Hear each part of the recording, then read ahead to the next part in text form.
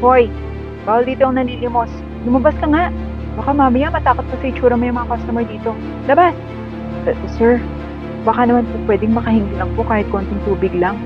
Hindi! Kahit tubig, hindi!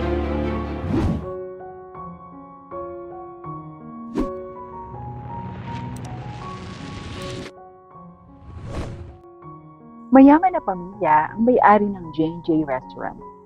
Si Joey ang nagtayo ng restaurant dito. At siya ay may nag-iisang anak na nagngangalang Jerry. Tunay na maganda ang samahan ng mag-ama.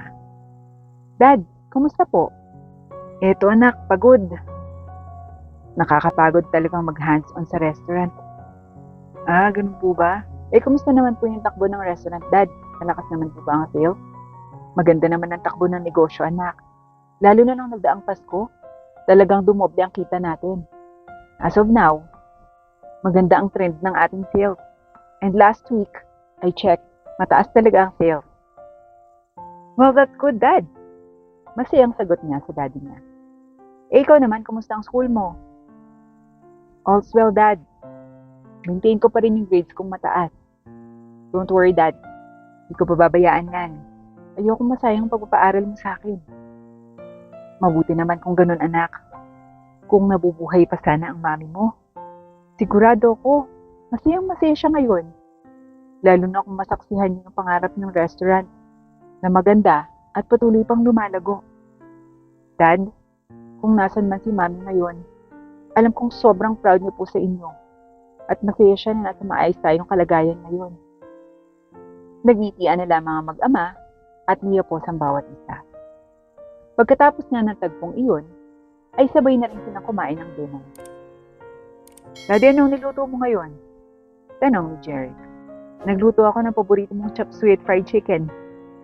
Nakangiting sagot ni Joey sa anak. Aba, Daddy, ang sarap niya na. Sigurado mo papasarap ako ng kain ngayon. Habang kumakain ng dinner, ay nagkukwentuhan pa nga at nagtatawanan. Hindi nila alintana kung sila lamang dalawa ang magkasama. Ang nakaraan. Hon, excited na akong lumabas ng baby natin. Saad ni Liza. Ako din, Han. Excited na talaga akong makita siya. Sino kaya yung kamukha sa atin yan? Natatawang tanong ni Joey sa kanyang asawa. Naku, sana ako yung kamukha. Aba, akong naghihirap ng 9 na buwan. Pabirong sagot ni Liza. Han, ikaw na munang bahala sa restaurant natin Hindi ko muna siya maaasikaso ngayon sa kalagayan ko. Walang problema, Han. Hindi ko babayaan ang restaurant tulad ng pag-aalaga mo sa baby natin dyan sa tummy mo. Paniniguro ni Joey sa asawa. Salamat, Han. I love you. Walang anuman.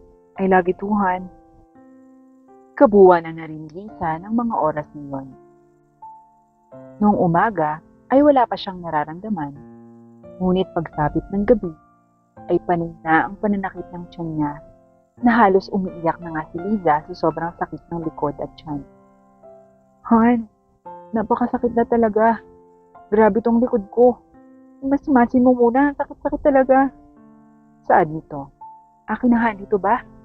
Nag-aalang tanong ni Joey. Tumagal ng 3 oras na ganoon ang nararamdaman niya at bigla nang pumutok ang panubigan ni Lisa. Han, pumutok na ang panubigan ko, halika na sa ospital. Yaya ni Lisa kay Joey. Kaagad na tinakbo ni Joey ang asawa sa pinakamalapit na ospital, dala-dala ang ilang gamit para sa kanyang mag-ina. Ang hindi niya alam ay iyon na rin ang huling araw na makikita niya ang asawa niyang buhay.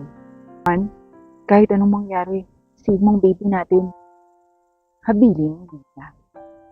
Pareho ko kayong ililigtas kung ano man yung mangyari. Han, kayang-kaya mo yan, tapangan mo. Saad ni Joey para palakasin ang loob ni Lisa. Pagpasok sa operating room, kaagad na ipinuwesto si Lisa upang umirina. Sige Lisa, ire! Saad ng doktor. Hirap na hirap si Lisa na parang kakapusin ng hinga. One more Lisa, kaya mo yan. 1, 2, 3, ire! Saad ulit ng doktor. Muling umiri si Lisa ng malakas at sumigaw. kasabay ng pagtirik ng mga mata at pagtaas ng dugo. Prepare for emergency CS. Kailangan nang mailabas ang bata sa sinipupunan niya. Nurse, mag-check ng heartbeat pareho. Pagbibigay ng instruction ng doktor sa mga nurse. Nailabas na nila ng buhay ang bata, ngunit hindi kinainilita ang panganganak at pag-ire ng maraming beses. Paglabas ng doktor, mula sa operating room ay agad na sumalubong si Joe. Dok, kumusta po ang mag-ina ko? I'm sorry to tell you this, Mister, pero hindi po kinaya ng misis niyo ang panganganak. Nailigtas po namin ang inyong anak, gaya ng hiling ng asawa niyo, sir. Saad ng doktor. Dok, nagbibiro ka lang po. Buhay pa po ang misis ko, di ba? Malakas siya eh. Kaya paano hindi niya makakaya, Dok? Tanong ni Joey habang umiiyak. Sir, tumaas po ang blood pressure ni misis habang umiiray. At umabot na po ito sa utak niya. Kung hindi po kami mamimili kung sino sa kanilang dalawang unahin, baka pareho po silang nawala. Paliwanag ng doktor. Umalis na ang doktor at naiwang umiiyak si Joey dahil sa balitang hindi na kayang paniwalaan. Iyak lamang siya ng iyak habang tinitingnan sa labas ng bintana ang asawang namayapa na. Kaya pala bago ito manganak, ay nagsabi na sa kanya na piliin mabuhay ang kanilang anak kahit anong mangyari. Inilipat na sa newborn care ang anak nila habang silid na naman ay iniligay na sa morgue. Tulirong-tuliro ang isip ni Joey ng mga oras na yon at hindi malaman kung sino ang unang pupuntahan sa kanyang mag-ina. Hanggang sa nakita na lamang niya ang sarili na nakasilip sa bintana at nakatingin sa bagong silang na sanggol. Anak, anak, masaya ako at nakalabas ka na. Alam mo ba, excited kami ng mami mo sa paglabas mo. Ang tagal ka namin hinintay eh. Kaya lang, lalaki kang walang mami. Alam kong ginawa ng mami mo ang lahat para maging ligtas ka, anak. Bulong niya habang nakasilip sa bintana. Matapos niyang puntahan ng anak, ay tinungo niya naman ang kinaroroonan ng kanyang asawa. Han, bakit mo naman ako iniwan? Akala ko ba, sabay nating pagmamasdan ang itsura ng ating anak. Alam mo, maputi siya katulad mo at tingkit, pero sa akin nakuha yung bibig niya. Sad naman niya habang umiiyak. Patuloy lamang na umiyak si Joe. Ang kasalukuyan. Dad, bukas po pala, may palaro sa school. Maraming outsiders at galing sa ibang branch ng school ang pupunta. Ay, maganda yan, nak.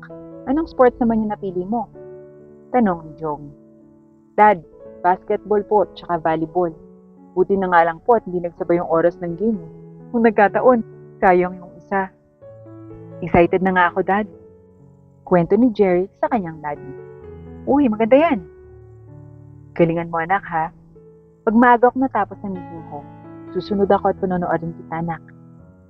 Yay! Thanks, Dad!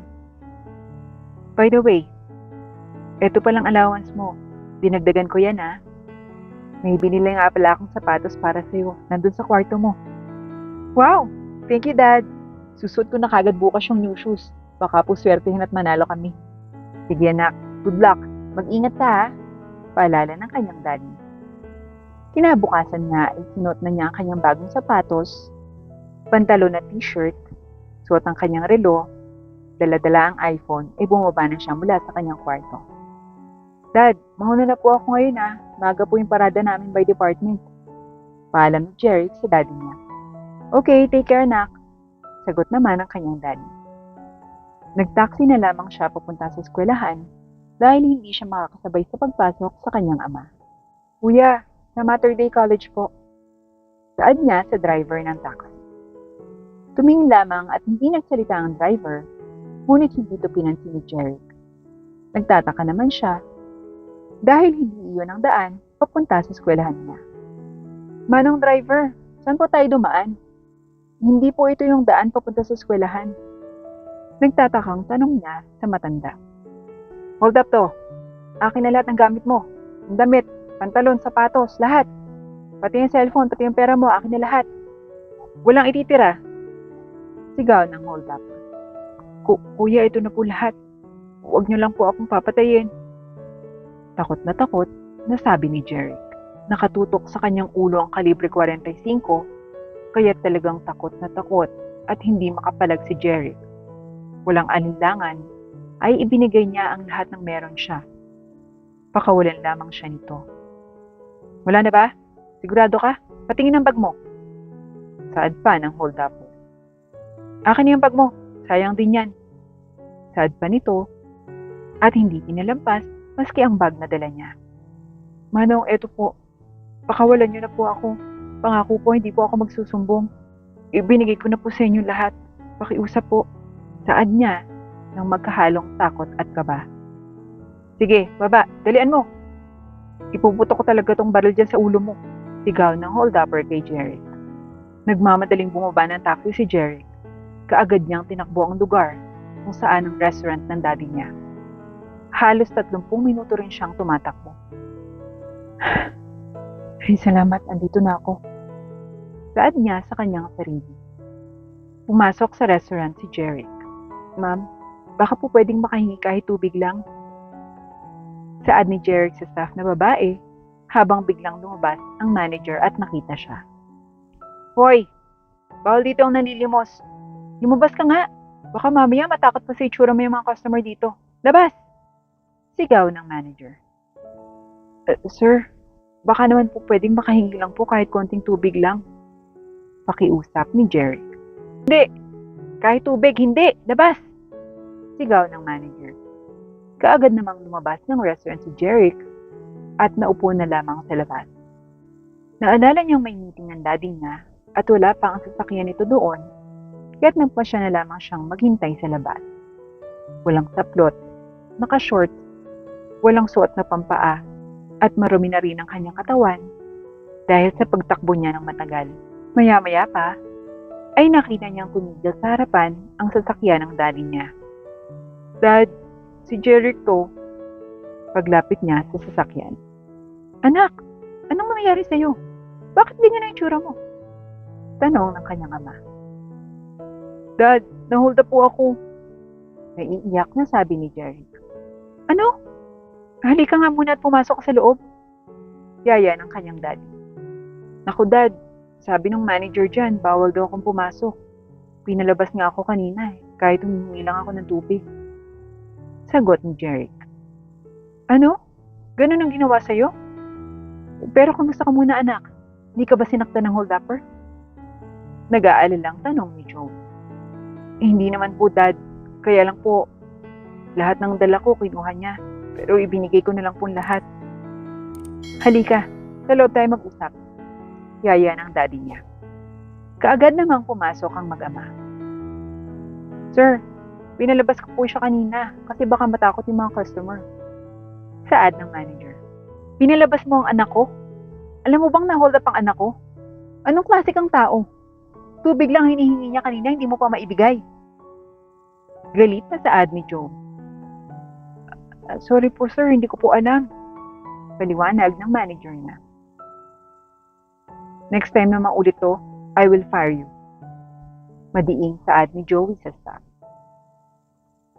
Di ka nanak. Hindi ko kakayanin kung may masamang nangyari sa'yo. Saad ng daddy niya kay Jeric. Daddy, ako din po.